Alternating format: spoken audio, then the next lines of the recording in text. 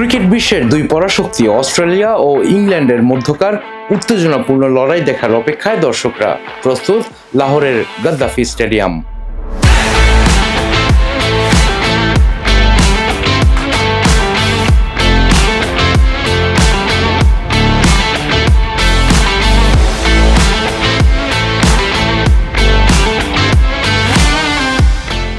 সাম্প্রতিক ফর্মের বিচারে এই ম্যাচে ফেভারিট হিসেবে মাঠে নামবে অস্ট্রেলিয়া। অজিরা ওয়ানডে র্যাঙ্কিংয়ে এখন দ্বিতীয় অবস্থানে, আর ইংলিশদের অবস্থান সাথে। তবে অস্ট্রেলিয়া দলের শক্তিমত্তা কমেছে এবারের টুর্নামেন্টে।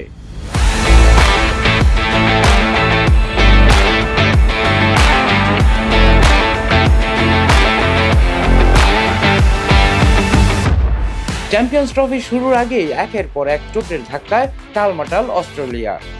টুর্নামেন্টের জন্য ঘোষিত দল থেকে প্রথম সারি 5 খেলোয়াড়কে ইতিমধ্যেই হারিয়েছে তারা। ইনজুরির কারণে নিয়মিত অধিনায়ক Pat Cummins, pacer Josh Hazlewood ও মিচেল মার্শ ছিটকে গেছেন।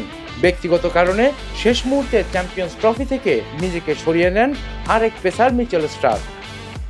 আর দল ঘোষণার পর হঠাৎ করেই ওয়ানডে থেকে অবসর নেন মার্কাস স্টয়নিস।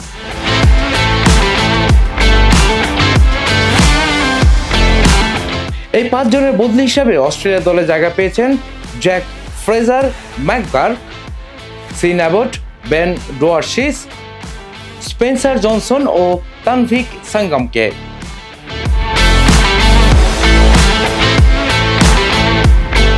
নিয়মিত অধিনায়ক কামিন্সের পরিবর্তে অস্ট্রেলিয়া দলের নেতৃত্ব পান স্টিভেন স্মিথ। তার নেতৃত্বেই শ্রীলঙ্কা সফরে 2 ম্যাচের ওয়ানডে সিরিজে ইতিমধ্যেই হোয়াইট ওয়াশের লজ্জায় ডুবেছে অস্ট্রেলিয়া।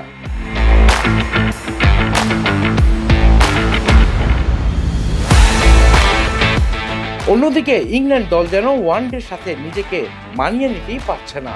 2019 বিশ্বকাপের পর হঠাৎ করে 50 ওভারের ক্রিকেটে ছন্দ হারায় দলটি।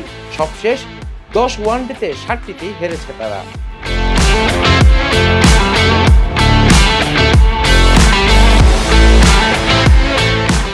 তবে বাটলার, জো রুট, বেন ড্যাকেটের মতো তারকাবহুল ইংলিশ স্কোয়াড যে কোনো দলকেই হারাতে সক্ষম। সেই সঙ্গে অজিদের সাথে দলটির সাম্প্রতিক পারফরমেন্সও বেশ ভালো।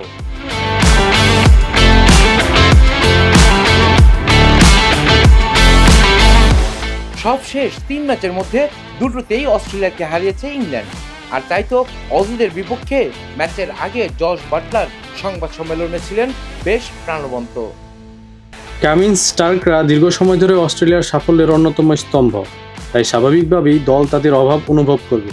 কিন্তু তাদের দলে শূন্যস্থান পূরণ করার মতো দুর্দান্ত খেলোয়াড় রয়েছে এবং অস্ট্রেলিয়া সবসময় আইসিসি টুর্নামেন্টগুলোতে দারুণ পারফরমেন্স করে এসেছে।